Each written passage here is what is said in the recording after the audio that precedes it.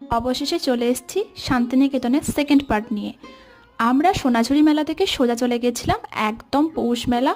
তো এই মেলাটা কিন্তু আমি অনেক বছরই ঘুরেছি, কিন্তু যতবারই আসি নতুন বলেই মনে হয়। আমার কাছে ভীষণ পছন্দের একটা জায়গা। যাই হোক, তোমাদেরকে একটা জিনিস আমি শেয়ার করি। এই যে নাগরদোলাটা দেখছো না, আমি কিন্তু ভীষণ ভয় পাই এই নাগরদোলা আর ব্রেক ড্যান্সে। আমি একদম চাপতে পারি না। আর দাদারা আমাকে ওটাই জোর করছিল, আমি তো বলে দিয়েছি একদম না, আমি চাপবো না, তোরা যা, আমি নেই। পরেই আমি দাদার কাছে বায়না ধরেছিলাম, দেখ তুই আমাকে মেলাতে নিয়ে এসেছিস, তুই আমাকে ভেটকি মাছ খাওয়াবি। কারণ আমি ভীষণ ভেটকি মাছ প্রেমী, আমি ভীষণ ভালোবাসি এই মাছটাকে। আর তাই জন্য আমাকে কাটলেট খাওয়াতে নিয়ে চলে এসেছে। শুধু কাটলেটই না, তার সাথে আমরা আর একটা নতুন একটা আইটেম খেলাম, তার নাম হচ্ছে গন্ধরাজ ভেটকি। কিন্তু ওটা ওকে ওকে ছিল, বাট আমাদের কাটলেটটা ভীষণ ভালো লেগেছিল।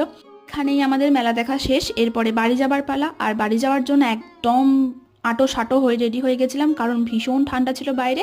তো এভাবেই গেল আজকের দিনটা। দেখা হবে নেক্সট একটা ভিডিওতে। ততক্ষণের জন্য বাই।